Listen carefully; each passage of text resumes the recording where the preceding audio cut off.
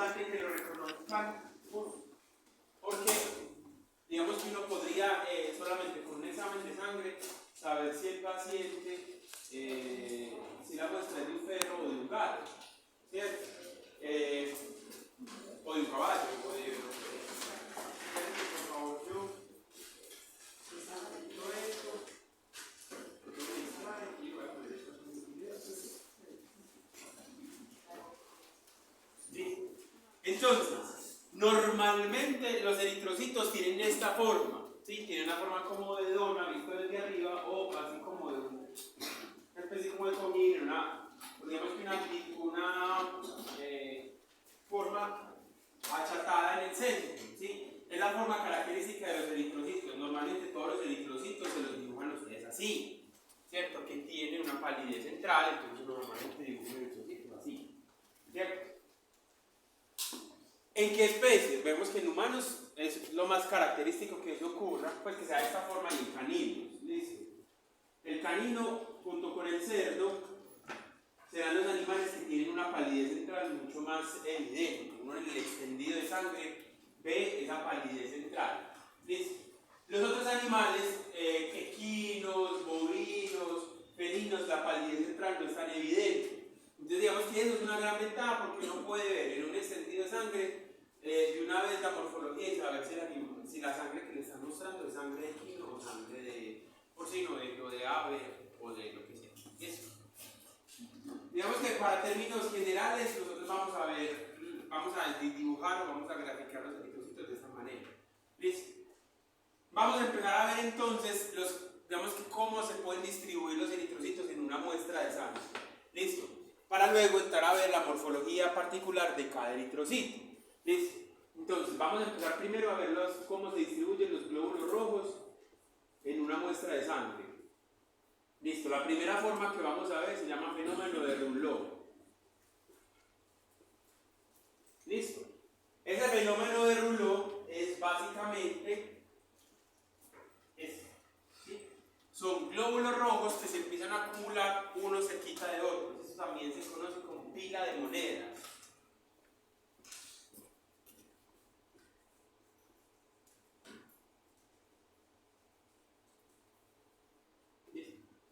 Pila de monedas significa que los eritrocitos empiezan a acumular, no así no, o sea, así como unas monedas, pero no están pegados, ellos están muy cerca los unos a los otros, pero no están pegados.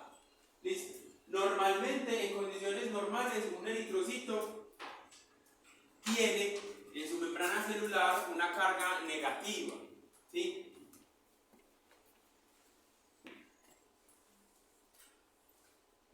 Una carga negativa en su membrana celular, eso se conoce como la zona E. ¿Listo? Esa carga negativa en las membranas celulares de los eritrocitos evita que los eritrocitos se peguen, ¿sí? Se unan entre sí. Lo que pasa es que, si no se unen. Con el fenómeno de Rouleau lo que ocurre es que esta negatividad no se vuelve positiva, sino que se vuelve menos negativa. Entonces permite que los eritrocitos se acerquen unos a otros, ¿ya? Pero no se peguen. Entonces se acumulan como si estuvieran cuando uno junta monedas, una monedita encima de otra. Listo, que es este fenómeno de Rouleau. Esos cambios, digamos que es normal encontrar fenómeno de Rouleau en caballos. Todos los caballos siempre van a tener fenómeno de Rouleau. Y eso es normal encontrarlo. ¿Listo? Es normal encontrarlo. Y en algunos gatos, de vez en cuando en algunos gatos es normal que usted le reporte el fenómeno de Rouleau. Ahorita, al final, digamos que veamos toda la parte de hematología, vamos a ver cómo se reporta un hemoliograma, ¿cierto? Le reportan unos números, le reportan unas cosas y al final le reportan la morfología tanto en volumen como en células, pues de las células individuales. Eso es importante, ¿por qué? Porque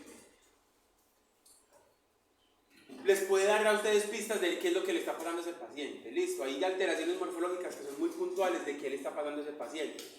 El hemograma es una prueba que nosotros hacemos rutinariamente y que yo estoy seguro que cuando ustedes sean veterinarios no le van a sacar el mayor provecho, pero pues espero que sí se lo saquen.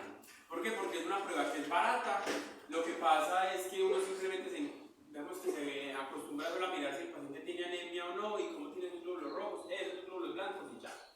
Pero hay un montón de información que le van a dar a ustedes en el hemograma que les puede servir, y es una prueba que es muy barata. ¿Listo? Normalmente uno, el fenómeno del reloj, pues lo debería ver así, ¿cierto? Pero realmente la imagen verdadera es esta. ¿Listo? Es muy difícil de ver porque miren que acá no se alcanza a ver, pero me ayudan bajando las cortinas a ver si de pronto alcanzan a ver un poquito mejor. El caso es que en la imagen de la derecha las células se ven muy pegadas, ¿cierto? Entonces una persona que no tenga un ojo, digamos que entrenado y que lo tenga claro, va a ser muy difícil diferenciar entre un fenómeno de reloj y un acúmulo de glóbulos rojos. Cuando se juntan los glóbulos rojos y se pegan, eso ya no se llama fenómeno de reloj, sino que se llama aglutinación. Y es otra alteración morfológica, ¿sí?, de esos eritrocitos. ¿Qué pasa? Que la aglutinación, ¿sí?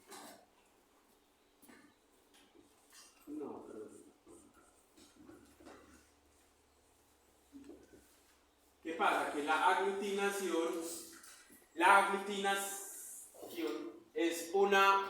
es una unión real de los eritrocitos, es decir, los eritrocitos sí están pegados entre sí.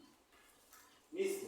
Y esos eritrocitos van a estar pueden estar pegados por dos situaciones. Principalmente la más común es que esté unido a anticuerpos, ¿sí? Que sean anticuerpos los que unan esto. Es decir, anticuerpos eritrocitarios que unen esos eritrocitos. ¿Listo? ¿Eso en qué caso ocurre? En el caso, por ejemplo, de las anemias hemolíticas inmunomediadas, ¿sí? O las anemias hemolíticas autoinmunes, en fin. ¿Listo? Y la otra, pues, es que la misma unión sea no solo no sea por anticuerpos, sino por proteínas del complemento, pues, que se las opsonizan, pero es básicamente la misma cosa.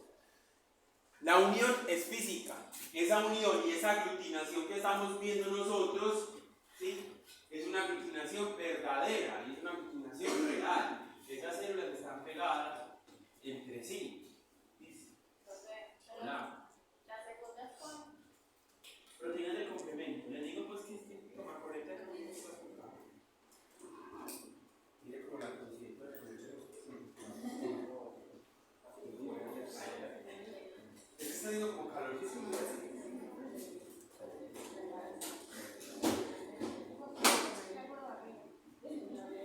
Muy bien, entonces esa aglutinación se puede dar por proteínas del complemento o por anticuerpos. ¿Qué ocurre? Cuando unas células rojas se aglutinan, eso es un signo característico de que el paciente tiene una anemia hemolítica inmunomediada. Esta aglutinación es un trastorno patológico. ¿Listo? Es un trastorno patológico. Normalmente los glóbulos rojos no se deben aglutinar. ¿Listo? Entonces, si a usted le reportan aglutinación, es porque ese paciente tiene un trastorno eritrocitario. ¿Cuál es la causa? No lo sabemos. Sabemos que hay anticuerpos que están uniendo eso. Puede ser, por ejemplo, derivado de una enfermedad, de una infección por hemotrópicos, ¿sí?, de un trastorno autoinmune, o, por ejemplo, la isoritrosis neonatal que produce aglutinación. ¿Y el fenómeno del reloj cuando pasa? Ok, en caballos y en gatos es normal. En perros indica una enfermedad inflamatoria o un trastorno inflamatorio, lo que no sabemos es cuál. Cuando nosotros veamos proteínas plasmáticas, vamos a ver que hay unas proteínas que se empiezan a producir como respuesta a procesos infecciosos agudos, que es lo que nosotros llamamos proteínas de fase aguda.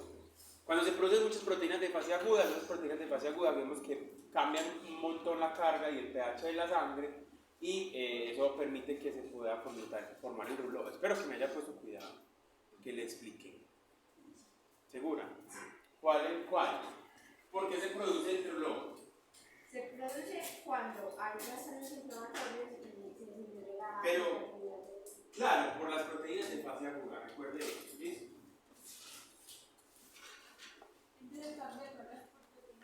Sí, debido a los cambios que hay por liberación de proteínas de fase aguda, que son los trastornos inflamatorios. Hay una cosa, chicos, importante. digamos que si uno no la tiene clara, es muy difícil diferenciar visualmente entre un fenómeno de Rouleau y una aglutinación, porque si ustedes ven, digamos que se ve relativamente parecido, ¿cierto?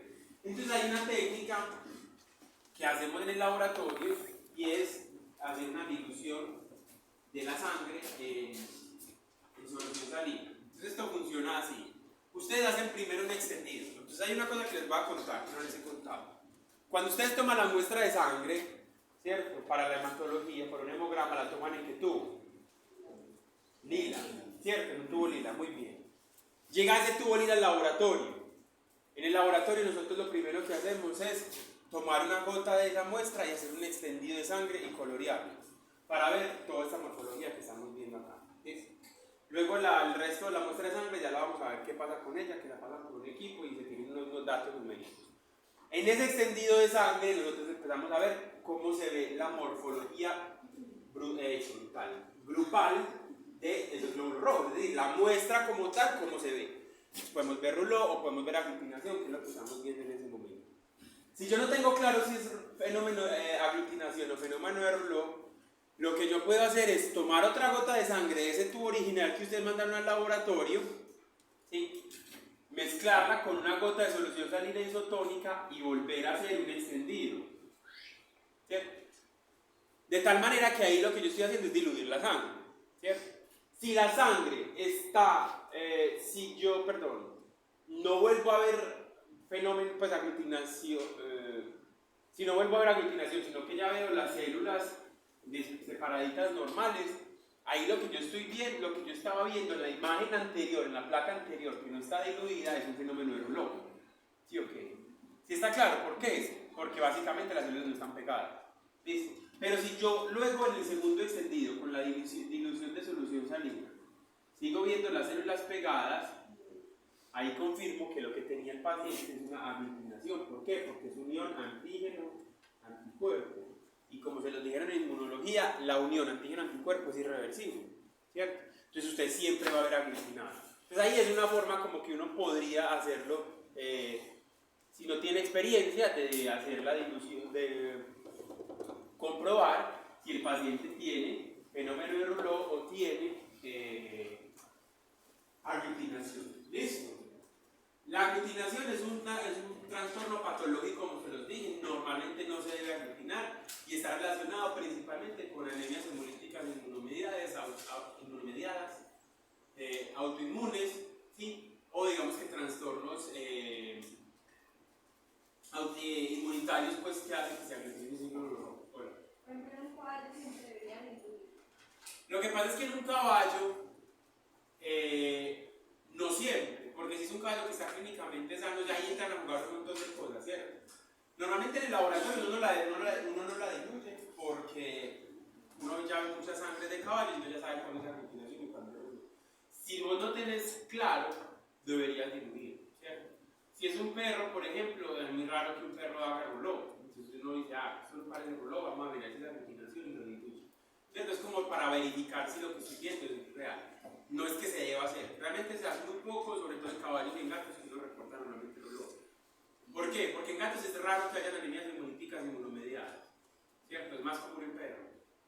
Y en caballos también podría verse anemias hemolíticas inmunomediadas, si están, por ejemplo, en infecciones con anaplasma o con piroplasmosis. Pero es raro comparado con perros. ¿Sí? Y si es un potro que tiene anemia hemolítica del recién nacido, no solamente va a estar aglutinado, sino que va a estar anémico, histérico y otro tipo de cosas. Entonces ahí uno tiene que no los motivación. ¿Dudas? Muy bien. Seguimos con alteraciones en el volumen, en el tamaño, en la forma general de los eritrocitos. Esta que estamos viendo acá es anisocitosis. Listo. La anisocitosis hace referencia a diferentes células rojas o glóbulos rojos de diferentes tamaños, es decir, una célula más grande que otra. Eso es anisocitosis. ¿Listo? La anisocitosis es normal principalmente en gatos. O sea, uno en gatos puede ver, Perdón, anisocitosis no es normal en gatos.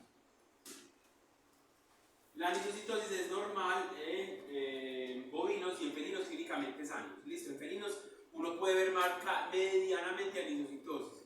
Listo, y en bovinos. Lo que pasa es que a los bovinos casi no se les hace hemogramas, pero normalmente no están muriendo del calor. La presión. La edad. Mucho calor, usted tiene demasiado calor. Usted tiene el ventilador encima, pero usted me lo va a poner para mí.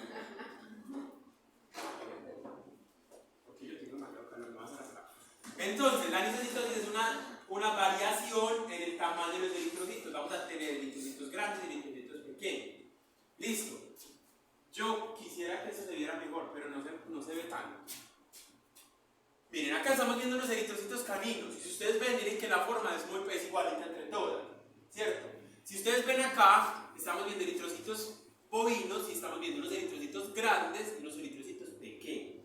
¿Listo? De diferentes tamaños. Hagan ahí el acto de fe. Miren que hay unas más grandes y unas más pequeñas. Miren esta grande y esta pequeña. Miren esta grande y esta pequeña y así. ¿Listo?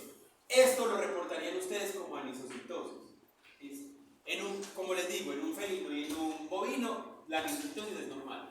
Pero si ustedes reportan anisocitosis en un canino, ¿listo? Si ustedes reportan anisocitosis en un canino, significa que el paciente está teniendo células grandes y pequeñas, y generalmente las células grandes corresponden a reticulocitos o a células inmaduras.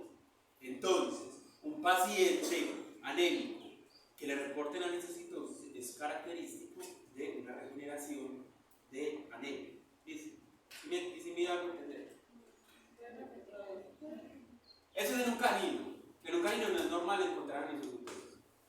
Si ustedes le reportan anisocitosis en un canino, le están diciendo que hay células rojas que son pequeñas y células rojas que son grandes. ¿Sí? Si el paciente está anémico, es decir, si el paciente presenta anisocitosis en presencia de anemia, o el paciente reporta anisocitosis en presencia de anemia, significa que está liberando células inmaduras a la sangre, glóbulos rojos inmaduros. ¿Cómo se llaman los glóbulos rojos inmaduros? Reticulocitos. Y eso es una respuesta normal de la médula ósea a la anemia, enviar reticulocitos a sangre para suplir la falta de glóbulos rojos maduros. Listo, entonces si usted le reporta en un eritrocito, en un hemograma canino, anisocitosis, probablemente ese paciente esté, y si está anémico, pues es un paciente que se está recuperando de una anemia. Y si no está anémico, pues estuvo anémico, ¿cierto? Porque entonces los que están pequeños sería el tamaño real. El tamaño real, es correcto. Esto bien. Sería una anemia regenerativa, pero eso todavía no lo hemos visto y ya lo vamos a ver. Uno de los signos de características de regeneración en perros es la anisocitosis. Y los chiquitos ya son grandes. Estos son trombos, sí, son plaquetitas. Ahí no se alcanza a ver, pues, normalmente, pero estamos viendo los glóbulos rojos.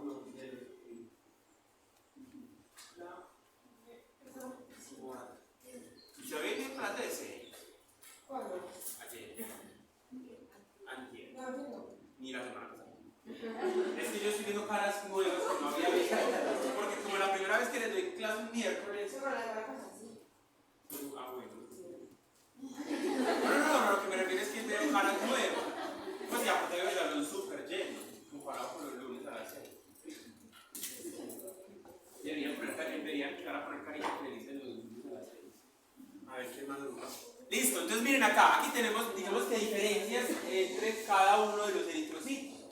Tenemos el eritrocito del perro, que tiene una palidez central más evidente, ¿sí? No tiene filas de monedas, esto no es tanto, y en el eritrocito de baila nada. En el gato hay una palidez central menos evidente, hay buena cantidad de filas de monedas, igual que en la eritrosis.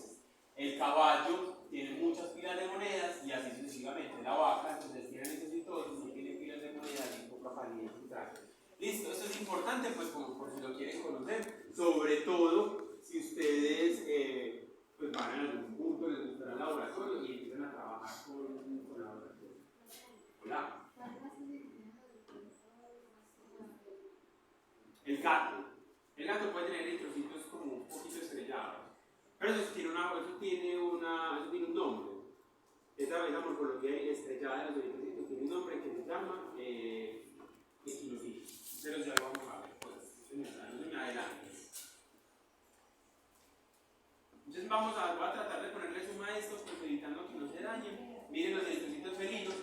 ustedes alcanzan a ver como unas pequeñas, no, pues aquí no se alcanza a ver bien, como unas pequeñas proyecciones, ¿sí? En la célula. Las vacas también suelen tener esas proyecciones un poquito más, ¿cierto? Los rumiantes, esa es una oveja.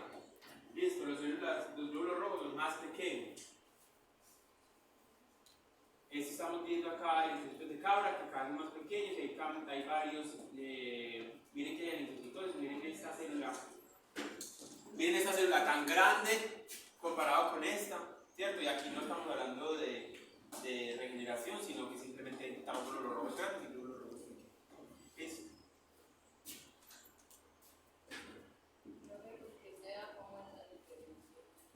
Por la hematopoiesis, ¿cierto? La hematopoiesis de los animales es, digamos que no es completamente, no todas se dan dobladas, entonces ellos no se baja hasta que el glóbulo rojo tenga un tamaño perfecto para salir, como el caso de los caninos y el de los primates, pues, sino que ellos van sacando a medida que van llegando como cierta cantidad de hemoglobina, los van sacando, entonces eso depende mucho del tamaño. Hola. Estas imágenes son del libro de Newton. Sí. Listo. Muy bien. Digamos que ahí terminamos las variaciones de toda la masa de eritrocitos, el volumen y la morfología completa. Vamos a empezar a mirar ya variaciones en la morfología de los eritrocitos, es decir, cuáles formas pueden tener los eritrocitos puntuales. Uno puede tener en una misma muestra de sangre diferentes formas, ¿cierto? Ya estas hablan de la morfología del eritrocito puntual. Listo, vamos a empezar. La primera, cuerpos de Howell-Jolly. Así se escribe, Howell-Jolly, no Bonnie Ranger, como lo ponen los parciales. No, de verdad. O sea, eso es verdad porque a veces ponen Bonnie Ranger porque se parece y está bien. Pues no está bien, pero entendería por qué les pueden decir Bonnie Ranger. Listo. Los cuerpos de Howell-Jolly son fragmentos de núcleo que quedan presentes en los eritrocitos. Miren, son unas inclusiones como muy redondeadas y punteadas. Esos cuerpos de Howell-Jolly, si ustedes no lo reconocen bien y no lo saben diferenciar bien, empiezan a reportar eso como hemoparásitos. Y entonces empiezan a los pobres animales a meterles toxiciclina a las manos y básicamente es simplemente una interacción morfológica. ¿Listo? Esto ocurre mucho. Si usted no tiene experiencia en laboratorio clínico veterinario, usted le podrían reportar eso. Por eso es el riesgo de enviar extendidos de sangre de animales a un laboratorio humano, porque las bacteriólogas humanas hay cosas morfológicas que son patológicas en humanos que aquí en animales son normales. Entonces, sobre todo para los que están en campo, que a veces mandan los extendidos de sangre a un laboratorio humano y ellos se los leen con los estudiantes hemotrópicos. Y como pues finalmente el hemotrópico es la vieja confiable de los veterinarios, todo es hemotrópicos, entonces Eso es patológico. Eso no es patológico. O sea, se dice que la presencia de Howell-Jolly es un déficit en la fagocitosis de eritrocitos. ¿Qué debería pasar? Que normalmente los eritrocitos que salen maduros no deberían tener estos vestigios nucleares. Entonces, ¿qué hacen? Los macrófagos los detectan como que están mal madurados y los fagocitan, ¿cierto? Entonces, normalmente, digamos que funcionalmente es un eritrocito que funciona. Es un eritrocito que funciona bien, solo que tiene esas alteraciones. Y uno no podría decir que el paciente tiene un trastorno de fagocitosis, es decir, que está fagocitando mal. No, simplemente son alteraciones, son como cambios que ocurren ahí. Los cuerpos de Howell-Jolly uno los puede encontrar de cierta manera en algunos gatos. Sí, en algunos gatos uno puede encontrar Howell-Jolly. Es más que todo, la especie que más uno encuentra Howell-Jolly es un gato. Hola. ¿Y punto de referencia de unos parásitos? Ya se lo voy a mostrar. Porque es que la diferencia es mucha. Primero que normalmente cuando hay Howell-Jolly uno alcanza a ver, miren que hay unos que están en la periferia, pero casi todos están en la mitad, ¿cierto? Miren que este es en la mitad del eritrocito también, ¿cierto? Y adicionalmente están distribuidos un solo punto, en el eritrocito, ya voy, un punto en el eritrocito. Cuando vos ves hemotrópicos, vos alcanzas a ver la forma del anaplasma que tiene dos vesículas, de la erniquia Básicamente ahí hay que estudiar para eso, ¿cierto? Hay que entrenarse en mirar. No es que usted mire un extendido por primera vez en su vida y usted diagnosticó eso. Porque es difícil. Por eso hay tantos errores. Contame. No te estoy escuchando nada. ¿En qué punto se da la falla de la fagocitosis en un aparato pequeño? Al final de la división celular, acuérdate que hay toda la división celular de rubiblastro, prorrubricito, rubricito, metarrubricito, rubricito, y ahí se detiene. Listo.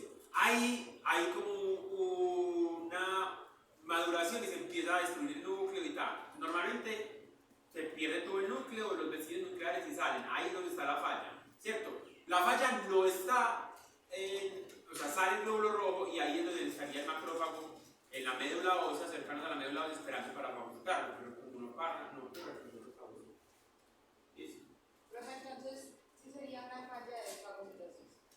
Pues es que, digamos que técnicamente eso ocurre, ¿cierto? Es lo que se define, pues porque debería destruirlo, pero no es que eso implique que el paciente esté inmunosuprimido, ¿sí me hago entender? O sea, no, eso no significa que el paciente esté enfermo. Simplemente hay déficit en la fagocitosis de los eritrocitos que no están saliendo como un proceso de calidad correcto. Cuando uno le reporta a Howell Jolly, uno dice como, ah, bueno, listo, todo bien. Pues digamos, es una alteración morfológica que no tiene ninguna implicación clínica en el paciente. ¿Listo? Pero es más común en anemia regenerativa. En anemia regenerativa vos puedes encontrar ese tipo de en Howell Jolly, pero solamente, principalmente en gatos. En perros es muy raro que te reporten Howell Jolly. Porque la eritropoyesis en perros es completamente, digamos que medular, ¿cierto? Se hace completamente en la médula. Eso también podría hablar en regeneraciones, sobre todo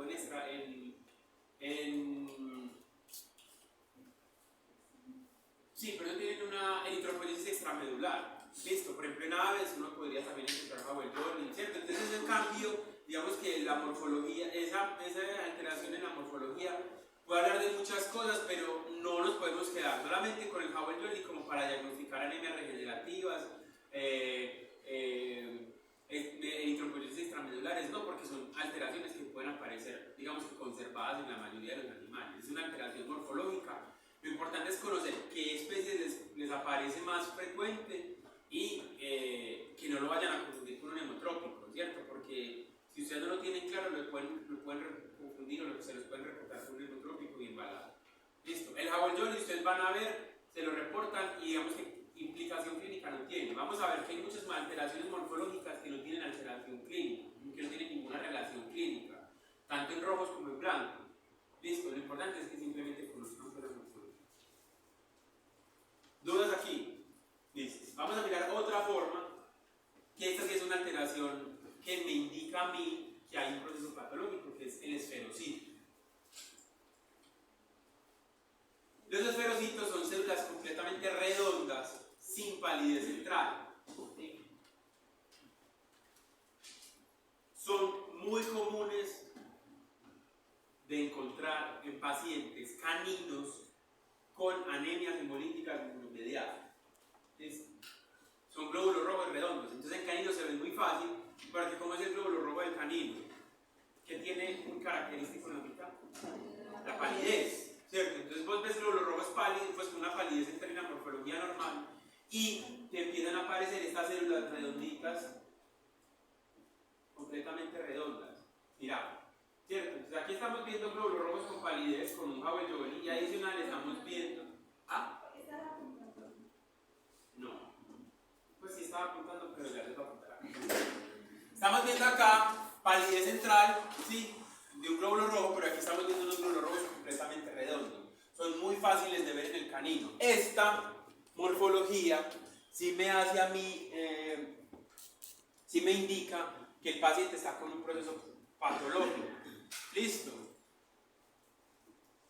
Principalmente anemias hemolíticas inmunomediadas. Listo.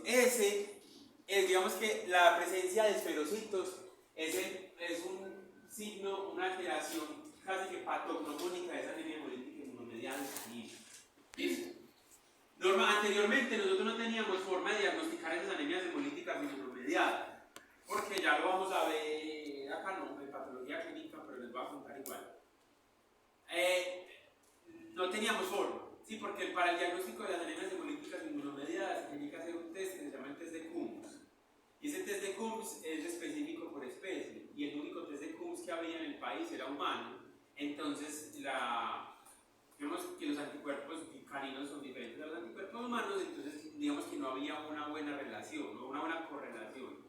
Entonces la única forma que teníamos nosotros, anteriormente me refiero hasta hace 2 años, la única forma que teníamos nosotros de diagnosticar las anemias hemolíticas inmunomediadas en perros era pues, por los signos clínicos, ¿cierto? Porque eran anemias marcadamente regenerativas sin hipoproteinemia, con presencia de ferocitos, y porque el paciente previamente haya tenido o transfusiones o, si haya tenido transfusiones o tenga infecciones con hemotrópicos. ¿Listo? Entonces ustedes seguramente les han dicho que los hemotrópicos, al final los pacientes ya ni siquiera se mueren del hemotrópico, sino de la anemia del trastorno hemolítico, ¿cierto? Y eso tiene un componente inmunológico, pues no lo vamos a ver. Listo, entonces ahí hay una cosa súper tesa que entonces uno le decía al laboratorio, míreme si este paciente tiene esferocitos. Entonces el laboratorio le hacía un análisis más detallado de ese extendido de sangre para mirar si tenía esferocitos. Y es la única forma que teníamos. Ya tenemos el test de Coombs veterinario. Canino y equino. Felino no, porque es raro que un felino le dé anemia hemolítica y hemolítica. Pero los esferocitos también se dan en los equinos. ¿En los equinos? Sí, cuando tienen la... Sí, pero, solamente si es autoinmune o inmunomediado, ¿cierto? Si en el caso de la hipersensibilidad tipo 2, es raro que encontremos esferocitos porque ahí lo que estamos viendo es una citotoxicidad celular mediada por anticuerpos, que es básicamente una hemólisis y ya. Listo, que es en el polo. En el caballo se podría ver esferocitos si es anemia hemolítica derivada de hemotrópico. Listo, pero el animal o a la especie que más común se le da las anemias hemolíticas inmunomediadas por hemotrópicos es al canino.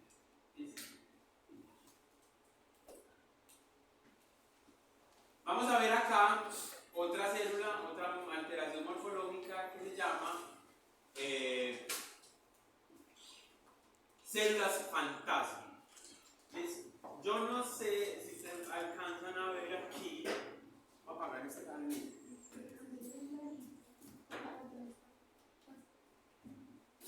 Acá se alcanzan a ver como solamente una membrana celular. Esas son células fantasma.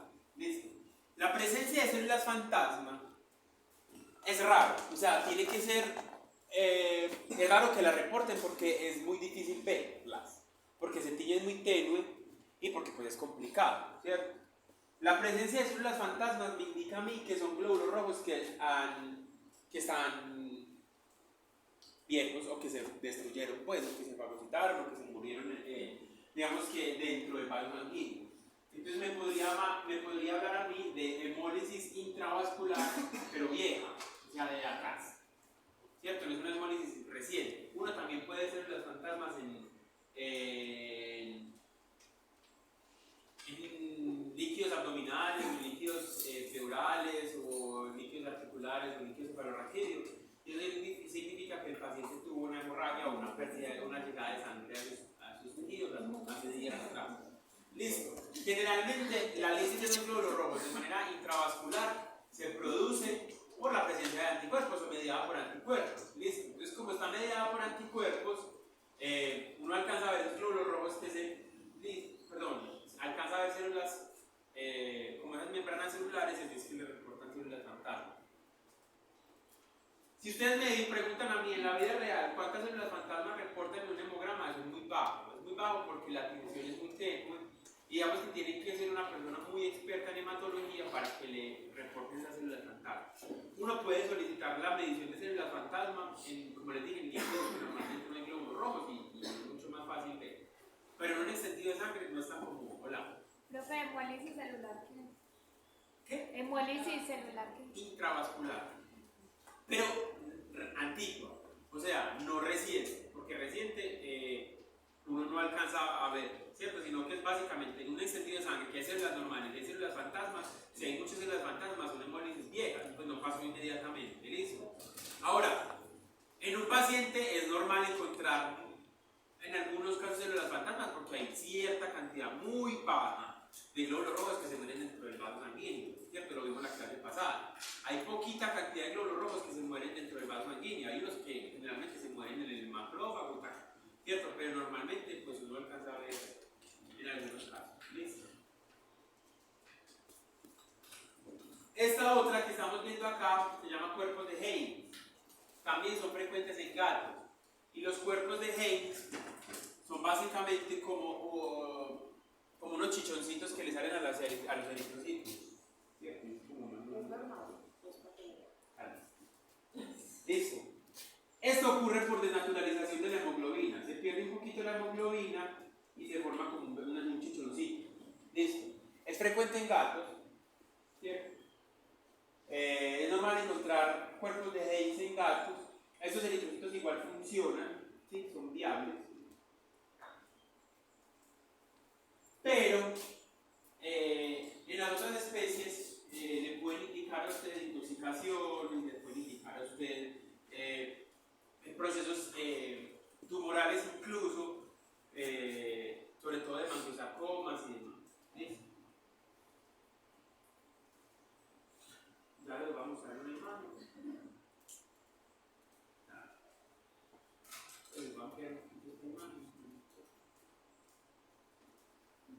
Miren acá, básicamente ese que tiene las dos flechitas se le ven ahí el chichoncito, ¿cierto?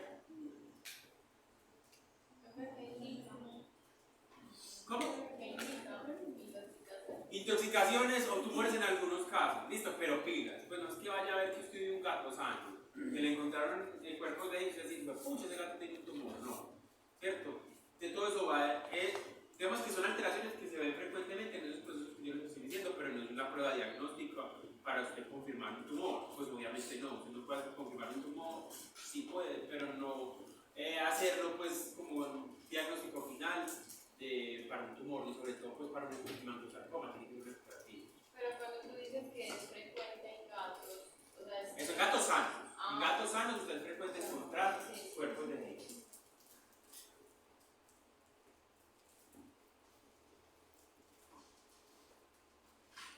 Vamos a mirar otras dos formas.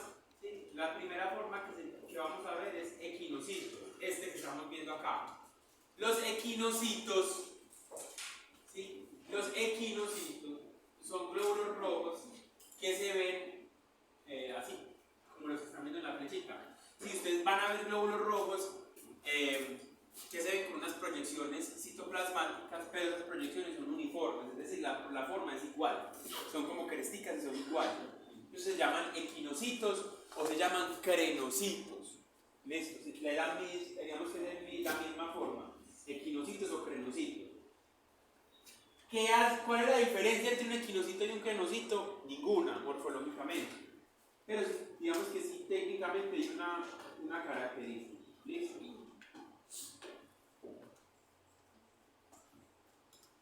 ¿Se acuerdan que yo les dije cuando vimos la toma de muestra, que cuando uno va a tomar una muestra a llenar un tubo para hemoleucograma, tiene que llenar el tubito, ¿cierto?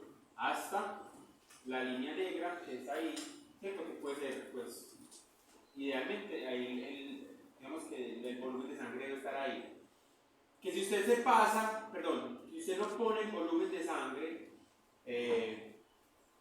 adecuado, sino que lo pone menos, o sea, si usted pone menos volumen de sangre que la rayita, ahí vamos a tener una alteración entre la cantidad de sangre y el anticoagulante, es decir, se pierde la relación de anticoagulante-sangre.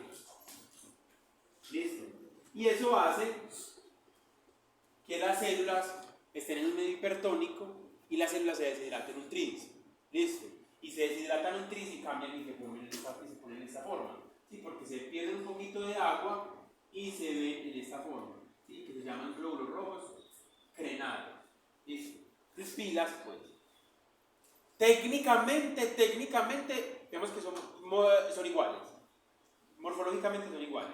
Pero técnicamente los crenocitos o los glóbulos rojos crenados serán los que se forman de manera in vitro, ¿sí? Iatrogénicamente. Cuando usted adiciona menos sangre a un tubo de sangre, a un tubo de hematología, pues. ¿Sí está claro? Si el volumen de sangre es correcto y usted en el extendido de sangre ve esa misma forma, ya no será crenocito, sino que será equinocito. ¿Listo? ¿Sí está claro? Eso, digamos que funcionalmente no tiene ninguna alteración, pero sí tiene una particularidad importante, y es, si yo veo que el paciente, la muestra está mal, digamos que mal tomada porque hay menos sangre, yo sé que esta morfología es causada iatrogénicamente, o sea, in vitro, ¿cierto? Porque yo como veterinario, como la persona que tomó la muestra, digamos que la tomo mal. ¿Listo? Pero si yo la veo en un volumen de muestra adecuado y sigo viendo esta forma, que sería el equinocito, esto sí me habla de un proceso patológico. Solo me va a hablar de un proceso patológico cuando el volumen de sangre es el correcto. ¿Listo? Porque quiere decir que la sangre vino así del paciente y no que yo cause esa deshidratación de la célula por una mala toma de muestra. ¿Sí me entienden eso? Seguro. Entonces, sí, pero una pregunta, digamos, la sangre tres veces quiere decir la osmolaridad, entonces la interacción con Ajá. las sustancias. Pero, ¿cómo así?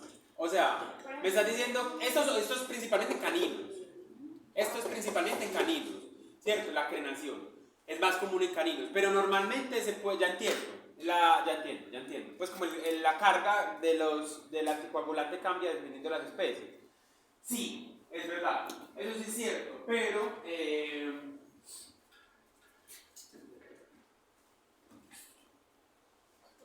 pasa en caninos principalmente, te voy a explicar por qué. Primero porque cuando vos tomas en la toma de la muestra, pues, cuando vos tomas muestra de sangre de un caballo, vos la tomás por un Vacutainer, entonces digamos que ahí aseguras que el volumen de sangre siempre esté de acuerdo, siempre esté correcto por la presión. Y lo mismo en un caballo, en una vaca, vos la tomás con un Vacutainer, ¿cierto? O con una jeringa y tomas buena cantidad de sangre. Esto ocurre, por como es iatrogénico, ocurre en pacientes en los que yo tomo la muestra de sangre y son pacientes que son difíciles de sangrar, ¿cierto? Como en un perro chiquito, un perro deshidratado, un perro que tenga unas venas difíciles de coger y demás, que yo tomo una jeringa y ahí lo paso a una muestra de sangre y tomo muy poquito volumen de sangre porque yo lo causé, ¿cierto? En caballos también podría pasar, lo que pasa es que es muy raro que uno le saque un poquito de sangre a un caballo pues para una hemorragia muy grave. Entonces digamos que normalmente siempre esta crenación se la van a reportar a ustedes en caninos. En felinos también, listo, en caninos y en felinos, pero es porque es iatrogénico la crenación.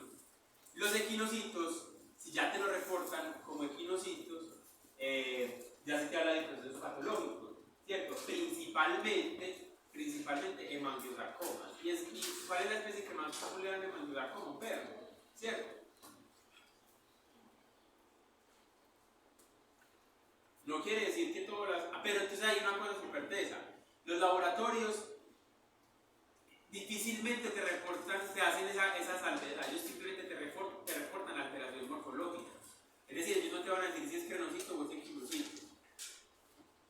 ¿Quién sabe eso? Usted, que es el veterinario. Usted fue el que tomó la muestra, o usted estuvo en el momento en el que el paciente le tomó la muestra, o usted le puede preguntar al auxiliar cómo le fue con la toma de la muestra de ese paciente para saber si esa alteración morfológica que le están reportando es iatrogénica o viene del paciente.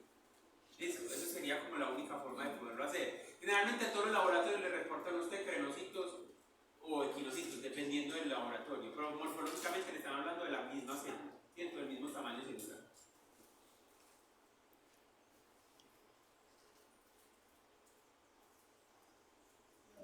Hola.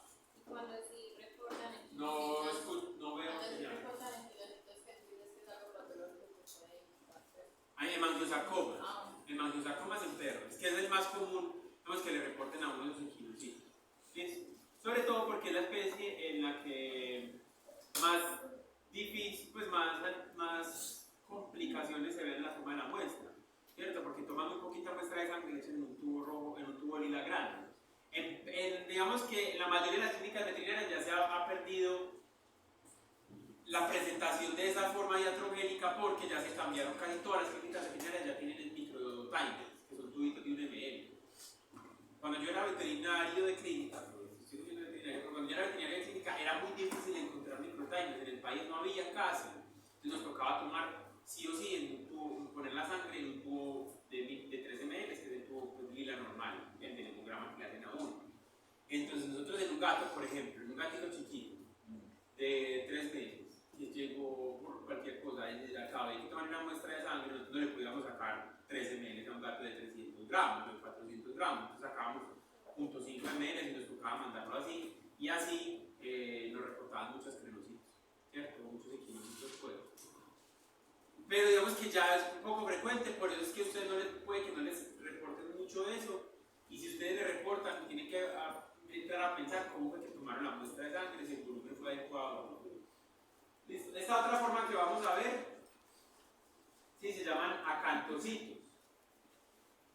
La diferencia entre un equinocito y un acantocito es que las proyecciones del acantocito son irregulares, mientras que las del equinocito todas son uniformes.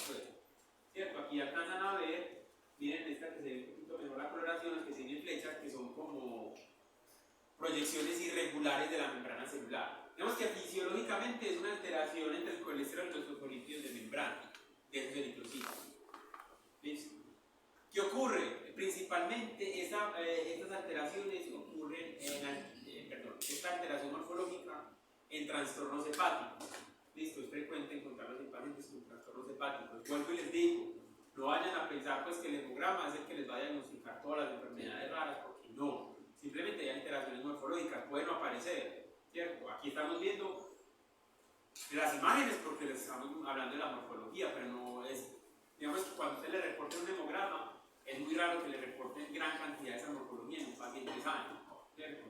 Y si tiene alteraciones hepáticas, pueden encontrarse ciertas cosas. ¿Listo? ¿Cuáles son cuando veamos cómo se reporta el hemograma, vamos a ver cuáles son, digamos que las alteraciones morfológicas que siempre se reportan o que se deben reportar normalmente en el hemograma, y que estos que estamos viendo se reportan como hallazgos ocasionales en la parte de abajo del hemograma.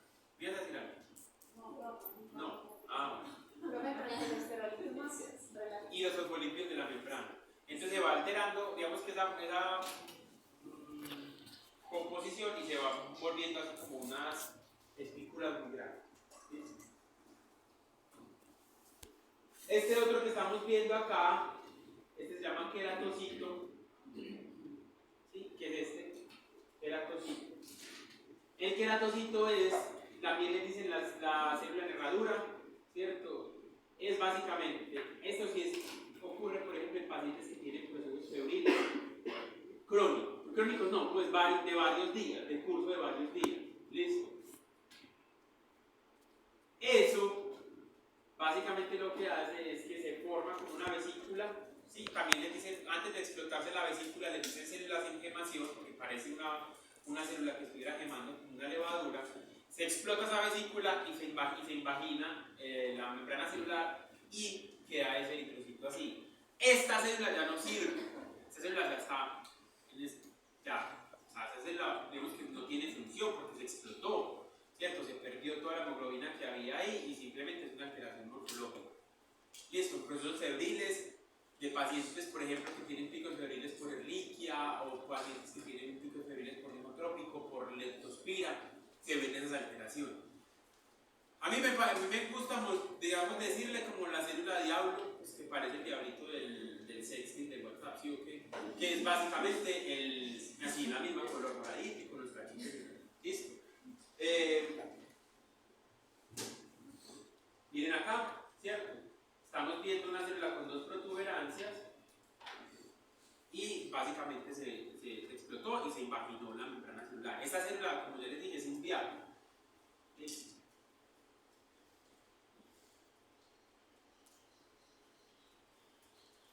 Este que estamos viendo acá es un equistocisto. Se llama equistocisto.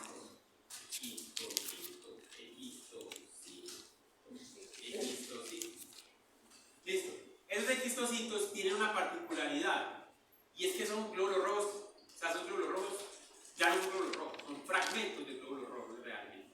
Esos son pedazos de glóbulos rojos que están circulando. ¿Listo? En enfermedades hemolíticas es frecuente encontrar esos fragmentos porque básicamente se están destruyendo esos glóbulos rojos. ¿Cierto? Son células que son claramente inviables porque son pedazos de glóbulos rojos. Digamos que el quistocito sería la previa a células fantasma. Primero se rompe el glóbulo rojo, se forma el quistocito y al final, cuando ya se está terminando de degradar, solo queda la membrana celular y sería lo que llamamos nosotros células fantasma. ¿Ves? Estos quistocitos aparecen, por ejemplo, en enfermedades hemolíticas y también en enfermedades que cursan con aumento de la presión. ¿Listo? ¿Por qué? Porque pueden ser, sí, pero también en glóbulos rojos viejitos que simplemente se mueren dentro del vaso sanguíneo. ¿Listo? Como les digo, es poco frecuente que uno encuentre estas morfologías que yo les estoy diciendo. Son en casos muy excepcionales. No es normal que uno encuentre ese tipo de cosas, ¿cierto? En un extendido de un gato sano o de un perro sano uno no va a encontrar esa morfología normalmente. Generalmente cuando usted ve esa morfología, le están hablando de un proceso patológico y son animales que tienen procesos patológicos ahí. ¿Listo? Entonces los glóbulos rojos, un glóbulo rojo que se muera en el vaso sanguíneo, que es muy poco, ya sabemos que hay poca cantidad de glóbulos rojos que se mueren en el vaso sanguíneo, pues se rompe así y se va destruyendo así. Listo. Si el paciente tiene, por ejemplo, una enfermedad renal, ¿cierto? Que cursa con el aumento de la presión, los glóbulos rojos que están más viejitos, a punto de morirse, con ese aumento de la presión, esa velocidad rompe los glóbulos rojos y los mata. ¿Listo? Entonces se ven de esa forma.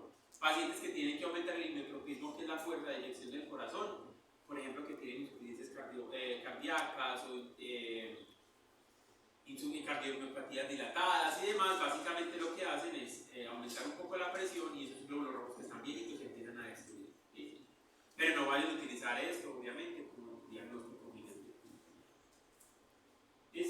Son fragmentos, los quistocitos son básicamente fragmentos de glóbulos rojos circulantes, que esos glóbulos rojos ya están muertos. ¿Listo? Muy bien. Entonces, vamos a hacer acá pues como una... ¿Qué ven ustedes en la muestra número, en la imagen A? ¿Qué creen ustedes que ven ahí? Una lisocistosis. Bueno, listo, digamos que sí, porque la célula de la mitad se está volviendo más chiquita.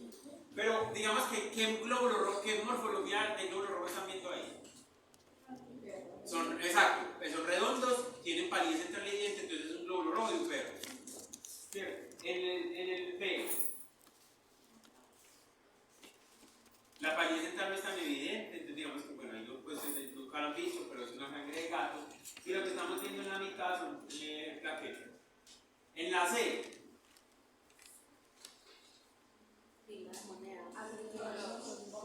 ¿quién me dijo eso?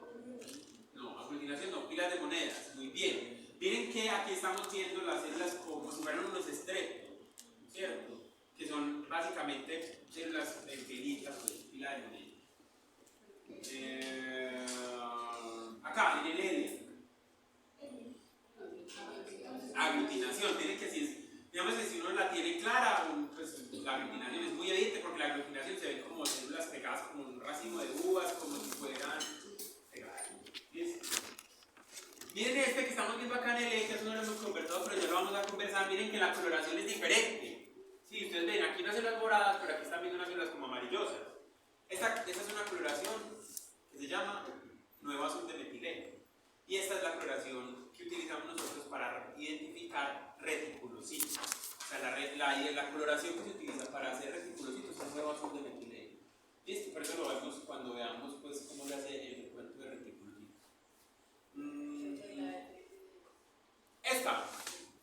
Esto es un Flower Jolly. ¿Listo? Esto es un blanco. No, los de los lados. ¿Llenos de qué? Como todos grandes. Pero no entiendo. ¿Qué se ve grande? ¿La célula? Sí, la célula y la palidez. Sí, son glóbulos rojos caninos, pero es que son blancos. O sea, básicamente es la imagen, ¿cierto? Esto es un microscopio, esto es un óptico. Porque el microscopio óptico no se ve aquí, es un microscopio electrónico que se ve más. Vamos que más play, pero es para poder ver la morfología. Acá estamos viendo, miren también acá, este es un glóbulo rojo que tiene una membrana celular más delgada. Yo creo que es a lo que te refieres. Aquí se ve como más grande la membrana celular. Aquí se ve un glóbulo rojo de membrana celular diferente, pero pues igual tiene la palidez central. Esto es un eosinófilo, aglutinación. Estos son hemotrópicos, ¿cierto? Miren que estamos viendo en una misma glóbulo rojo diferentes inclusiones. La diferencia de este que es un Howell Joint. En el F también podría haber anestesios. En el F, Sí. sí, uno podría ver anestesios. Esta célula está más pequeña, esta está más grande, esta está anestesios. ¿Listo? ¿Y en J también se juntan? No, esos son eosinófilos también. Ah, Listo, lo que pasa es que hay, como digamos que hay diferentes formas. Miren la O. Bueno, vamos a mirar aquí varias cosas. En la O. No es acantocito, porque ¿cuál es el acantocito? Es este. Cierto que tenemos diferentes irregulares. En este son igualitas. O sea que es un equinocito o un crenocito. Muy bien. Listo. Este que estamos viendo acá. El último que vimos es un existocisto. Muy bien. Miren acá, es un hemotrópico. Es un anaplasma. ¿Cierto? Entonces miren que uno se alcanza a ver pues como morfológicamente. Y ese es un micoplasma. Porque digamos que lo que yo les decía, a diferencia del Howell Joint, uno ve uno, ¿cierto? Porque no es que es normal que a todos los glóbulos rojos usted les vea déficit en la fagocitoma. Cuando usted ve como en este y en el mismo campo, usted ve muchas inclusiones y dice, muchos tienen que ser un hemotrópico, pero usted no puede pilas. Esto es una cosa importante. Cuando usted ve morfológicamente estructuras compatibles con hemotrópicos, usted no puede decir, este paciente tiene anaplasma, ehrlichia o obesia, porque el extendido de sangre no es la gold estándar para diagnosticar hemotrópicos. De hecho, el extendido de sangre tiene una sensibilidad súper baja, como el 30%, que aumenta casi hasta el 50% de pacientes que están febriles o que están en un pico pues, de enfermedad que usted puede encontrar en un hemotrópico no extendido, pero es muy bajo. Y usted reporta, se observan estructuras compatibles con hemotrópicos, con ehrlichia o obesia, anaplasma, pero usted digamos que morfológicamente lo asoció, pero no lo vayan a tomar como un diagnóstico. ¿Listo? Espero que no hagan eso.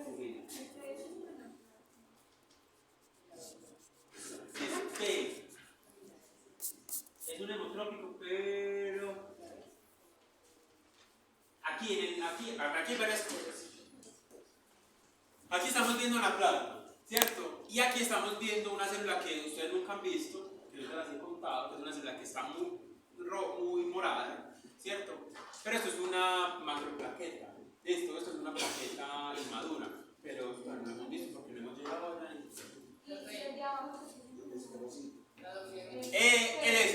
este es el esferocito. ¿Quién habló? Este es un esferocito. Mira, que vos lo ves completamente redondo.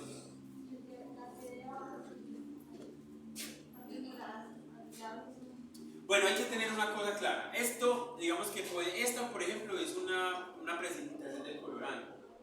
¿Listo?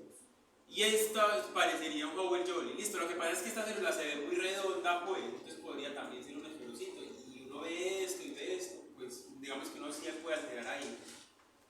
¿Qué pasa con el Howell Joint? Que también me olvidó decirles. Resulta que los colorantes de la hematología se van dañando con el tiempo, con el uso. ¿Sí? Uno normalmente, pues ustedes no lo van a hacer porque no sé si se van a dedicar al laboratorio, pero uno normalmente semanalmente debe filtrar y de limpiar los colorantes para evitar que se empiecen a formar muchos precipitados. Entonces usted empieza a ver un montón de células con un montón de precipitados que no le cuadran y demás, entonces usted dice, no, esto es probablemente el colorante. Lo que se recomienda es filtrar, limpiar los colorantes, purificarlos y volver a hacer la coloración y volver a hacer el exceso. Listo. Por eso es que uno no se puede, digamos que asegurar con los extendidos de sangre que son hemotrópicos por todos los factores que pueden alterar la presencia, pues como los colorantes. Este que estamos viendo acá, ¿qué es? ¿Qué es? Una W. ¿Qué es? Es una W. La W, ¿qué es?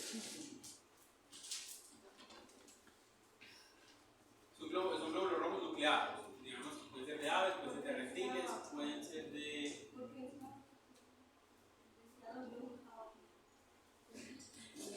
¿Qué?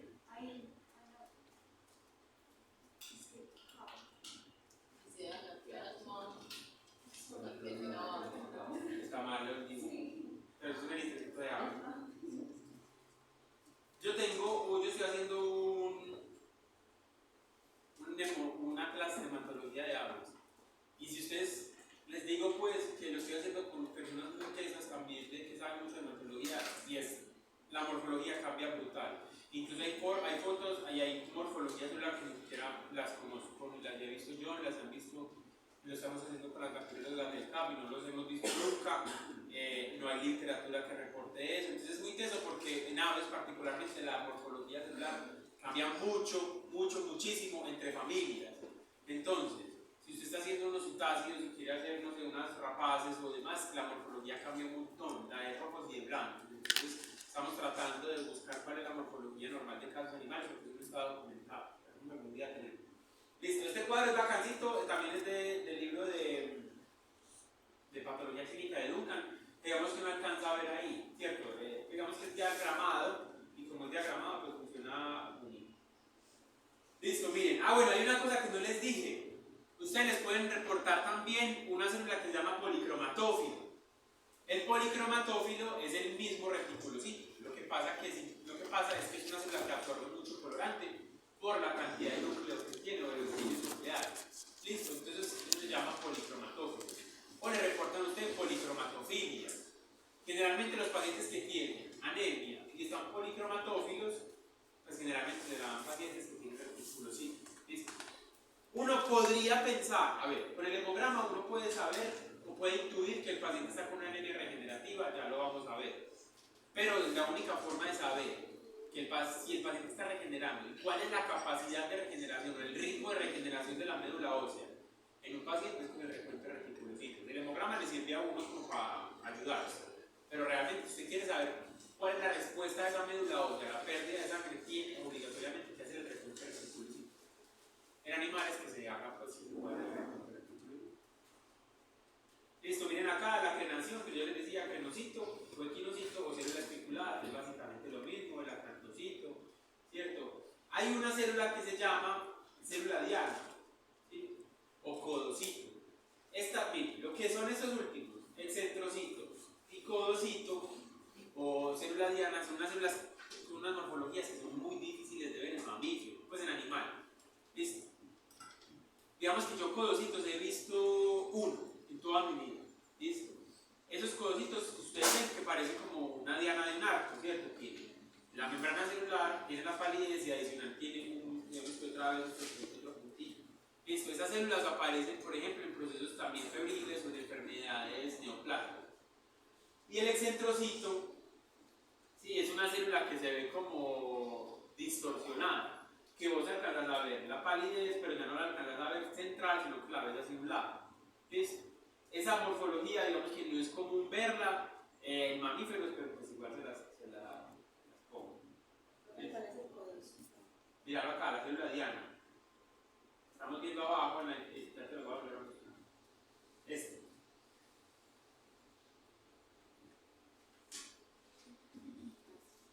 Listo, acá estamos viendo varias cosas. Bueno, una cosa importante.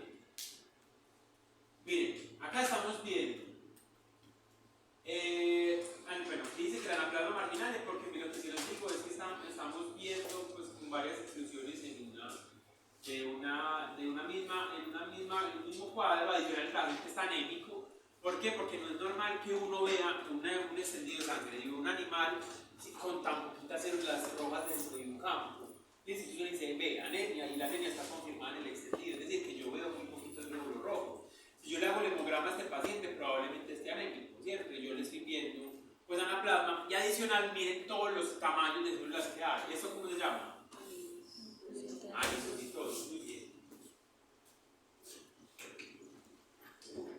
Vamos a mirar este otro, que este es importante, ¿sí? Es las inclusiones virales. Las inclusiones virales son frecuentes en algunos glóbulos rojos y en algunos blancos, principalmente en linfocitos. ¿Sí? Uno alcanza a ver o reportan esas inclusiones. ¿Listo? Esas inclusiones. Que si uno no las conoce, si uno no las ve bien, pues básicamente uno cree que es un Howell-Jones.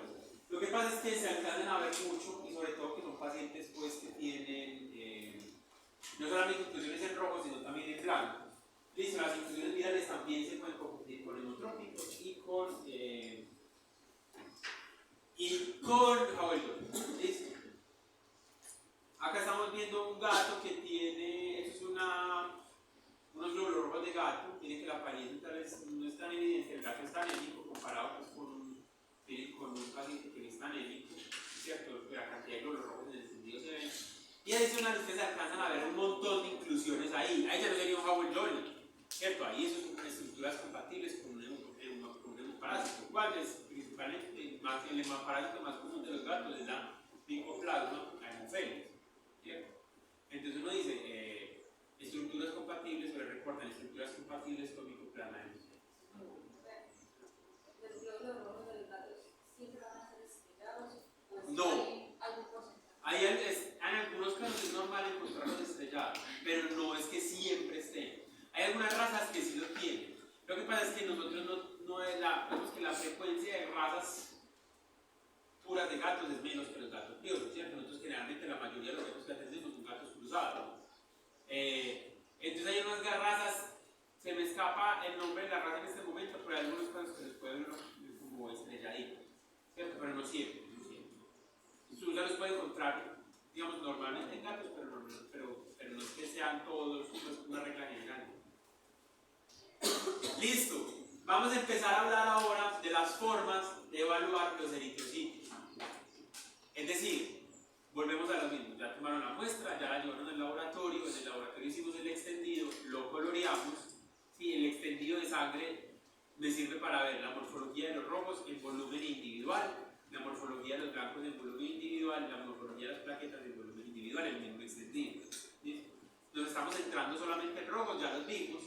Luego que ya tenemos el extendido, tenemos el tubo de sangre, vamos ya a hacer los análisis de la sangre como tal, o la forma de evaluar los eritrocitos, ¿cierto? Que son los datos que ustedes les van a reportar, datos numéricos que les van a reportar en el hemoglobograma, que son hematocrito, concentración de hemoglobina, recuento de glóbulos rojos, concentración de hemoglobina corpuscular media, hemoglobina corpuscular media. Son esos 5.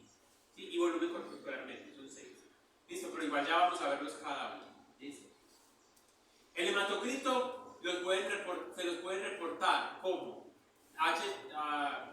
como HCT o BGA, ¿cierto? Que es volumen aglomerado celular, algo así en inglés, pues, traducido ahí, versión Open English, pero es básicamente eso. ¿Listo? Entonces cuando ustedes hablan de BGA en un artículo científico, sobre todo en inglés, o en alguna cosa, pues le están hablando del hematocrito. El hematocrito se reporta en porcentaje, ¿sí? Porque el hematocrito hace referencia al porcentaje de eritrocitos dentro de ese volumen de sangre. ¿Listo?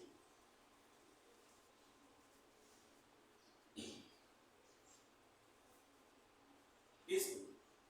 La concentración de hemoglobina siempre la van a mostrar como HB o HGB, dependiendo del laboratorio, y pues es básicamente la cantidad de hemoglobina que hay presente en ese volumen de sangre. Y el recuento de glóbulos rojos es la cantidad, es el número en millones, ¿sí? La cantidad de glóbulos rojos que hay en esa muestra de sangre, ¿sí? En ese volumen de sangre. ¿Estamos? La hemoglobina, sí, es la cantidad de hemoglobina que hay en ese volumen de sangre, o en esa cantidad de sangre. ¿Sí? ¿Qué ocurre? Tanto el hematocrito como la concentración de hemoglobina y el recuento de glóbulos rojos hacen referencia a lo mismo. ¿Sí? ¿Por qué? Porque si yo tengo el recuento de glóbulos rojos disminuidos, pues el porcentaje de glóbulos rojos va a estar disminuido, es decir, el hematocrito, y la hemoglobina que hay dentro de los glóbulos rojos va a estar disminuida. Digamos que los tres hacen referencia a lo mismo. Lo que ocurre es que hay una situación, solamente una situación en particular, en que se puede aumentar la hemoglobina y no los demás, pero ya lo vamos a ver. ¿Sí? Hola. ¿Y si se disminuye solo la hemoglobina y no los otros? Sí, eso puede pasar, pero también en una situación específica, sobre todo en pacientes que tienen una gran cantidad de reticulocitos. ¿Por qué? Porque el reticulocito es una célula que carga menos hemoglobina que un glóbulo rojo maduro. Entonces, pues sí puede ser una disminución en la hemoglobina, Y el paciente debería, si vos tenés un paciente con hemoglobina bajita, deberías hacer entonces el recuento de reticulocitos para saber. ¿Qué pasa? Generalmente cuando el paciente tiene disminución en la hemoglobina es un paciente que está anémico o está desnutrido. ¿Listo? Desde una deficiencia de hierro o intoxicación. ¿Cómo? Sí, pues digamos, pero principalmente deficiencia de hierro. Para que los periquitos no están muy explicados, pero es que digo. Listo. Entonces normalmente cuando un paciente está anémico se bajan los tres en proporción. Se baja la hemoglobina, se baja el hematocrito y se baja el recuento de glóbulos rojos. ¿Listo?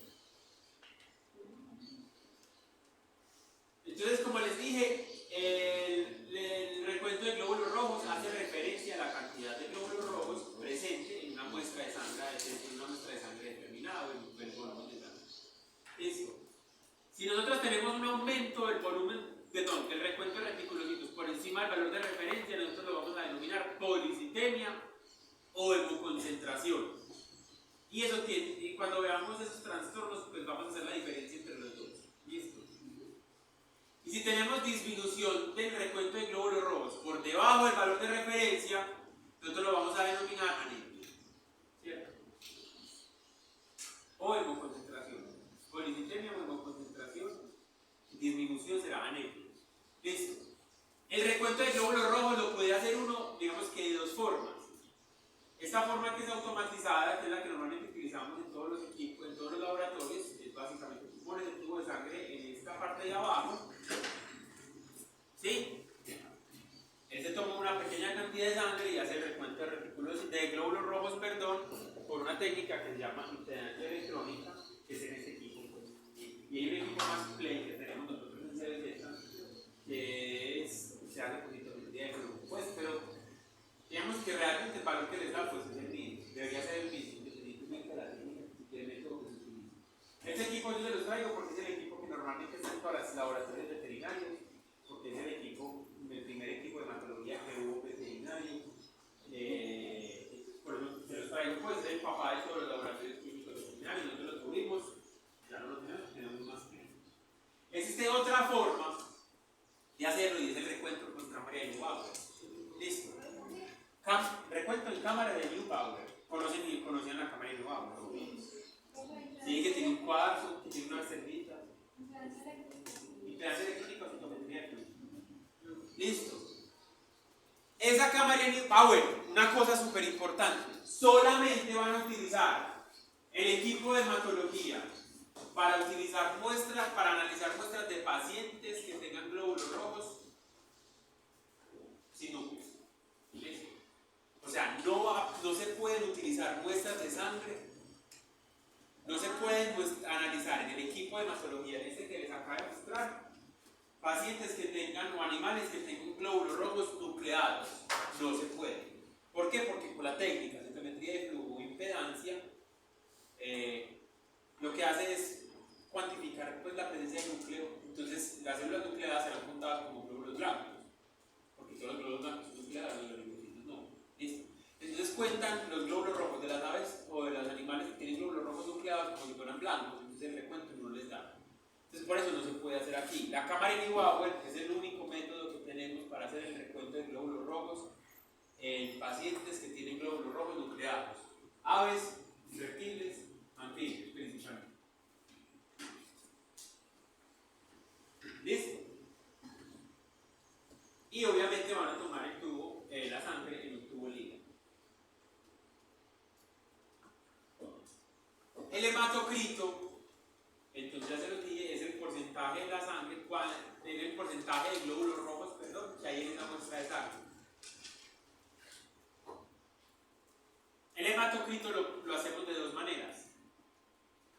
Se hace por en el equipo, o sea, la sangre que usted toma, que el equipo hace todos los análisis, incluyendo el hematocrito, ¿cierto? Le hace glóbulos rojos, blancos, plaquetas, el hematocrito, la hemoglobina y otros valores pues, que ahorita vamos a ver, todos se hacen en este equipo. Pero el hematocrito también lo podemos hacer nosotros, o lo deberíamos hacer, de la forma que están viendo sobre la derecha, no sé si ustedes la recuerdan, ¿cierto? Que es la forma de hacer el microhematocrito. Para hacer el microhematocrito se necesita un capilar, ¿cierto? Y ese capilar se pone una microcentrífuga y se hace la centrifugación. El valor del hematocrito, del microhematocrito debería debería ser cercano al valor del hematocrito que te da este equipo. Y eso tiene una razón de ser. En el laboratorio siempre tenemos que verificar los resultados que emitimos, ¿cierto? Porque los resultados que un laboratorio le reporte, pues digamos que de cierta manera pueden tener incluso implicación sobre la vida del paciente. Entonces, si yo le reporto una cosa que no es, usted probablemente sugiere la eutanasia o aplique la eutanasia a un paciente y me equivoqué y el paciente pues, en la bolsa roja. Entonces, por eso es que nosotros tenemos que siempre validamos y verificamos los resultados. Nosotros, por normativa, hacemos el hematocrito aquí y hacemos el microhematocrito. Listo, el microhematocrito sirve para varias cosas. Yo no sé si ustedes lo conocen, pero es básicamente un capilar, ¿cierto? No sé si lo han visto, si los han visto, seguramente sí, en bovinos o en equinos los han visto.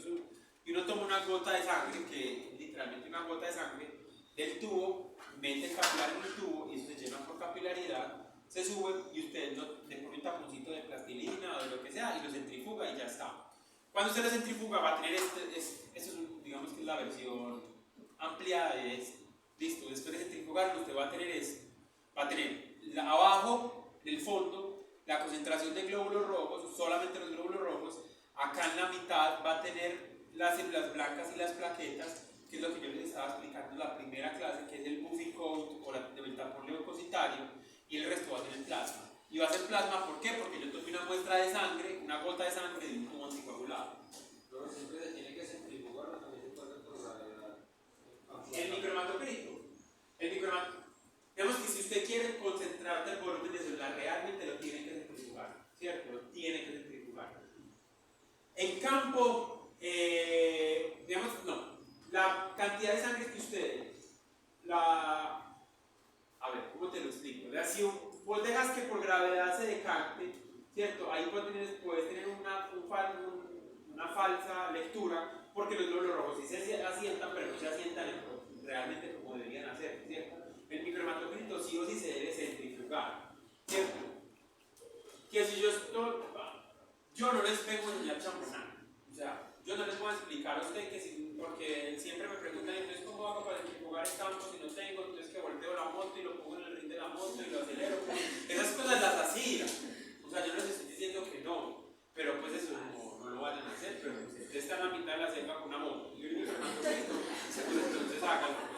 Pero realmente no, o sea, yo les estoy diciendo en serio, yo no les tengo que enseñar champonadas porque pues ya estamos en el siglo XXI, laboratorios hay en todas partes, usted puede llevar el microhematocrito y hacerlo en la ciudad o mirar otras formas de evaluar, digamos, el recuento de eritrocitos, pero no sé, es chistoso, pero lo hacían, o sea, realmente ponían la moto pues como en el doble gato, ¿cierto? Quedaba la llanta de atrás libre, ponían el microhematocrito, lo envolvían en el ring de la moto y aceleraban la moto mucho rato, 5 minutos y con eso centrifugaban y medían el hematocrito. Yo no opino al respecto, habrá gente que lo hace, pero a mí me parece que es una champonada y pues no lo vamos a hacer, por eso es que los ciudadanos no toman en cuenta. Pero bueno, entonces, esto, digamos que este dato que ustedes tienen acá, que van a obtener del hematocrito, les va a servir para dos cosas. Lo primero es, hacen el recuento digamos, cuánto es la cantidad de glóbulos rojos que hay ahí, que sería el hematocrito, y es ponerlo en esta zona, ¿cierto? Y dependiendo de donde empiecen los glóbulos rojos, ¿cierto? Miren que acá está de 0, 10, 20 hasta 100. Yo pongo el tubo del hematocrito acá, y dependiendo, suponiendo que acá está el glóbulo rojo, entonces el hematocrito del paciente sería 30. ¿Listo? Entonces yo ya miro si el paciente está anémico o no, y demás. Debería ser el valor de este microhematocrito, debería ser cercano o igual al valor del equipo. Si no, el equipo tiene una falla y usted debería entrar a revisar qué pasa. ¿Listo? Entonces usted hace el recuento, hace el hematocrito y le queda el plasma. Y ese plasma le sirve a usted para hacer la cantidad de proteínas plasmáticas. Entonces miren que con una gota de sangre yo puedo hacer hematocrito y puedo hacer proteínas plasmáticas. Muy útil en animales en los que yo no les puedo sacar mucho volumen de sangre. Un pájaro, un colibrí, un bicho fuego, un verdulejo, bueno, cualquiera de los animales que se les puede sacar un poquito, que con una gota de sangre tengo hematocrito y tengo proteínas plasmáticas, ya con eso los veterinarios de fauna, que son los másteres de la vida porque toca trabajar con las uñas, digamos que con esa información se quedan y empiezan a tratar al paciente, ¿cierto? Bueno, y el extendido de sangre también. particularmente para fauna silvestre es muy importante distinguir, sobre todo en animales que se puede sacar un poquito de volumen. Y la otra, y hacer microhematocritos frecuentemente o seriados, es la única forma que tenemos nosotros para evaluar la regeneración en equinos. Es la única forma que tenemos de evaluar nosotros regeneración de un paciente anémico en equinos. La medición de hematocrito, de microhematocrito y de proteínas plasmáticas seriadas. En un paciente, cuando ustedes estén haciendo la rotación en equinos, yo no sé si alguno de ustedes está yendo como voluntario o ha ido como voluntario, realmente los pacientes hospitalizados equinos, y la indicación es que todos los días o día por medio le hagan un microhematocrito y unas proteínas plasmáticas. Y es exactamente eso. Ustedes le ponen una agujita en una venita facial, en una oreja, y toman una gota de sangre por capilaridad, hacen el microhematocrito, tienen el dato del hematocrito y las proteínas plasmáticas, y les permite saber si el paciente está anémico o está trombocitopénico. Proteinémico. Las proteínas plasmáticas también las mide la revista. No, las medimos por refractómetro. Sí, las proteínas plasmáticas se miden por refractómetro. ¿Listo? Las del microhematocrito, porque las proteínas del tubo de sangre las medimos por otra cosa que luego las vamos a ver. Entonces volvemos a lo mismo. Cualquier aumento o disminución de ese hematocrito lo vamos a llamar aumento será policitemia y disminución será anemia. ¿Listo?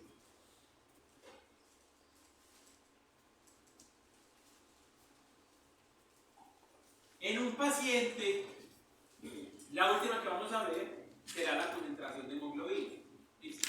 La concentración de hemoglobina hace referencia a la cantidad de hemoglobina en el volumen de sangre, es decir, dentro de sus eritrocitos. ¿Qué ocurre? Para que usted pueda saber la cantidad de hemoglobina que hay en ese paciente, los glóbulos rojos se tienen que romper o se tienen que lisar, y el equipo lisa los glóbulos rojos y hace por absorbancia la cantidad de hemoglobina que hay disponible. Eso es como funciona, ¿cierto? Porque finalmente, pues, digamos que no nos interesa eso, pero para que ustedes sepan cómo se hace. ¿Qué pasa? Que un eritrocito no puede cargar más hemoglobina de la que puede llevar, ¿cierto? O sea, un eritrocito dice, uy, yo quiero cargarme el doble de la hemoglobina. Entonces, digamos que ahí, con un paciente sano, el aumento de hemoglobina no existe en un paciente sano. ¿Listo? O sea, si usted le está haciendo un hemograma a un perro, el perro está glóbulos rojos normales y hemoglobina y eritrocito normal, no debería tener la hemoglobina elevada, ¿cierto? No debería. Salvo que el paciente tenga una enfermedad hemolítica, que ya la muestra venga hemolizada de antes. Entonces, cuando usted le va a hacer el recuento, el paciente va a estar anémico, pero la hemoglobina va a estar elevada, pero es por una enfermedad hemolítica. O sea, una hemólisis del paciente, ¿cierto? O una hemólisis in vitro, que la muestra está hemolizada y usted se la llevó mal tomada. También puede pasar que usted rompa los glóbulos rojos y la hemoglobina ahí se cuente como si estuviera, podría parecer aumentada. Solamente en ese caso, en el caso de hemólisis. ¿Listo? Fisiológicamente no se puede porque un glóbulo rojo no puede cargar más hemoglobina de la que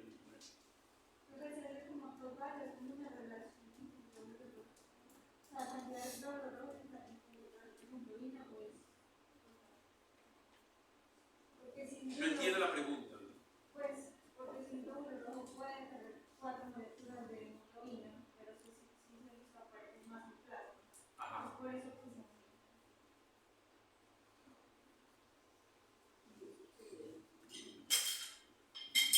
Pero eso viene es una anemia o normal. Pero exacto, es que sigo sin entender. Digamos que para yo hacer la hemoglobina, yo tengo que romper el glóbulo rojo, obligatoriamente, ¿cierto?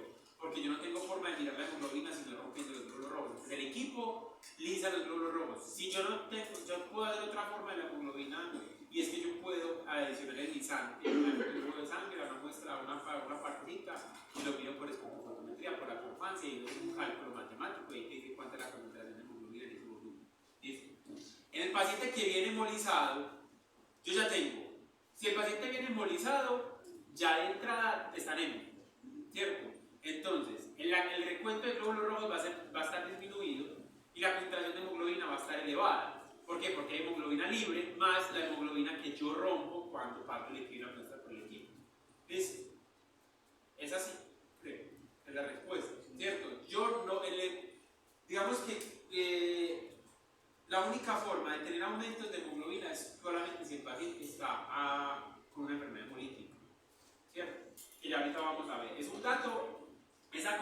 de hemoglobina nos sirve para todos estos tres datos, tanto el recuento de eritrocitos, el hematocrito y la concentración de hemoglobina son unos datos que nos sirven a hacer unos cálculos para saber ya cómo se está, digamos, comportando o cómo se está distribuyendo la hemoglobina y los glóbulos rojos en el volumen de sangre. ¿Listo? Para disminuciones en el volumen, en la cantidad de hemoglobina serán pacientes que están anémicos, pero son anémicos que no son anemias hemolíticas. ¿Listo? Entonces, si el paciente está anémico, va a tener glóbulos rojos disminuidos, por supuesto el hematocrito va a estar disminuido y por supuesto la hemoglobina también. Entonces, por eso decimos que los tres se bajan en proporción y los tres se podrían aumentar en proporción. ¿Qué ocurre? Que si un paciente está deshidratado, por ejemplo, que está hemoconcentrado, digamos que se aumenta el hematocrito y el recuento de glóbulos rojos, pero es muy raro que se aumente la hemoglobina, porque como volvemos a lo mismo, en proporción, digamos que no se debería ver aumentos de hemoglobina en un paciente sano, o en un paciente deshidratado. Estos tres valores nos sirven para eso, ¿cierto? Como ya les dije, nos van a hablar de anemia. Entonces lo primero que hago cuando recibo un hemoleucograma es mirar la hemoglobina, el recuento de reticulocitos y el hematocrito, es decir, el paciente está anémico, está normal o está hemoconcentrado. ¿Listo? La hemoglobina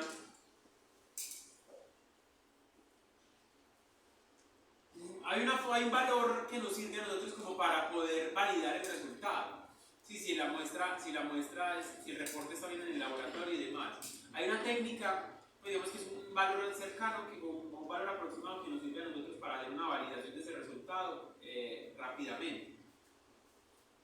El hematocrito, digamos que la concentración de hematocrito es 3 veces el valor de hemoglobina. Entonces, si yo tengo un paciente que tiene una hemoglobina en 11, el hematocrito estaría más o menos en 33. ¿Sí o qué? Porque el hematocrito es 3 veces la concentración de hemoglobina, más o menos. Listo, entonces le puede servir a uno. Igual cuando hagamos el ejercicio del hemograma, pues vamos a empezar a aclarar todo este tipo de cosas. Listo. ¿Dudas? Listo, vamos. Yo creo que sí lo está. Creo que no lo está. Pero vamos a ver. Listo. Otro valor que vamos a hablar, que es el volumen corpuscular medio. El volumen corpuscular medio me hace referencia al tamaño de los eritrocitos dentro de ese volumen de sangre. ¿Listo?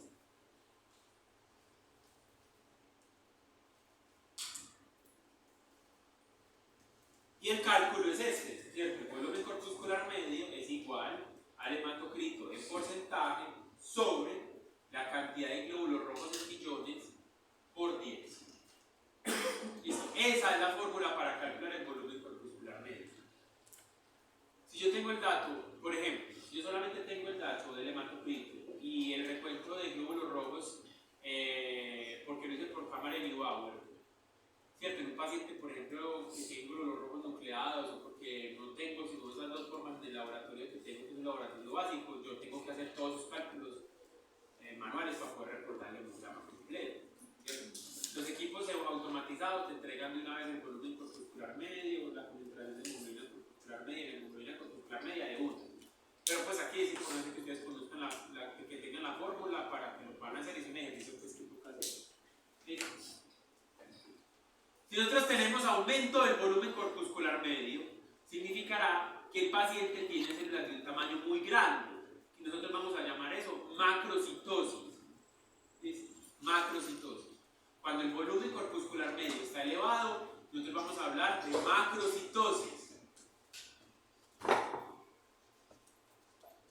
Cuando vemos que el volumen corpuscular medio, nos reportan que el volumen corpuscular medio está disminuido, nosotros vamos a hablar de microcitosis. ¿Listo? La macrocitosis hace referencia a células o a glóbulos rojos de un tamaño grande, que es básicamente reticulocitos. ¿Listo? Entonces, si usted ve un paciente anémico con macrocitosis, probablemente es un paciente que tiene una anemia regenerativa. Entonces, ahí vamos metiéndole como información a toda la hemograma, pero pues luego vamos a tener una actividad que nos lo va a unir. ¿Listo?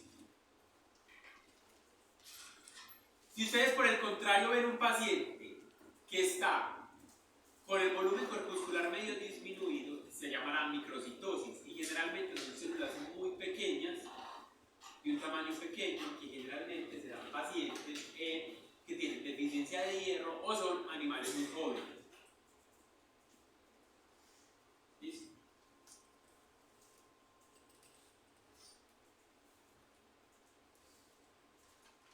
Estamos. Hay una especie que tiene la microcitosis, digamos que una raza de perros, unas razas de perros que tienen la microcitosis normal. Todas las razas asiáticas presentan microcitosis. Shih Tzu, Shar-Pei, Crestado chino, Akita japonés, bueno, ya saben cuáles son las razas asiáticas, ellos normalmente presentan microcitosis. ¿Listo? Y eso es normal. Igual, pues luego vamos a ver esos trastornos. ¿Listo? O animales jóvenes. Cuando el hemograma de un cachorro hay que analizarlo con mucho cuidado, sobre todo la línea roja. ¿Por qué? Porque ustedes seguramente les han dicho que todos los cachorros son anémicos. Y yo discrepo de esa afirmación. ¿Por qué? Porque la hematopoiesis de un cachorro pues es completamente diferente pues todavía no se ha dado el número de glóbulos rojos totales de un paciente adulto. Y la diferencia o la dificultad que tenemos nosotros en veterinaria es que no tenemos un valor de referencia para cachorros, sino que tenemos el valor de referencia de perros y nos quedamos así. En humanos, cuando ustedes hacen un hemograma, te dicen, tu grupo etario es tanto, tenés tanto de edad, tu sexo es este, no sé qué, entonces tus valores de referencia son estos. En animales no, y en perros tampoco, entonces nos quedamos con perros con el valor de referencia de un perro adulto en un animal joven, un animal cachorro. Entonces, digamos que realmente sí son anémicos, pero es porque el valor de referencia no está adaptado para animales adultos. Eso ha sido fuente de discusión con diferentes colegas, pues, pero como dicen por ahí, yo voy a con el que sea, porque finalmente ahí, yo les digo, demuéstrenme entonces cuál es el valor del hematocrito en un cachorro. No lo sabemos, tenemos el de adulto, ¿cierto? Y eso permite, si usted le hace un hemograma a un perro de 2 meses, fijo le va a salir anémico, y usted lo lleva a la clínica veterinaria del cachorrito y le dicen, hagamos un hemograma para saber cómo está, a lo anémico, seguramente viene anémico de la mamá, nota mucho calor, entonces le empiezan a meter a usted que el concentrado caro, que la D, que el Nutristal, que el Hemonitán y un montón de cosas. Entonces, pilas con eso. Yo entiendo que la veterinaria es un negocio, obviamente con todos los servicios, ¿cierto? Que tenemos que vender, que tenemos que facturar y demás, pero pues tampoco. Como que tengan claro que no todos los pacientes cachorros van a estar anémicos porque sí, sino que esa situación. ¿Listo?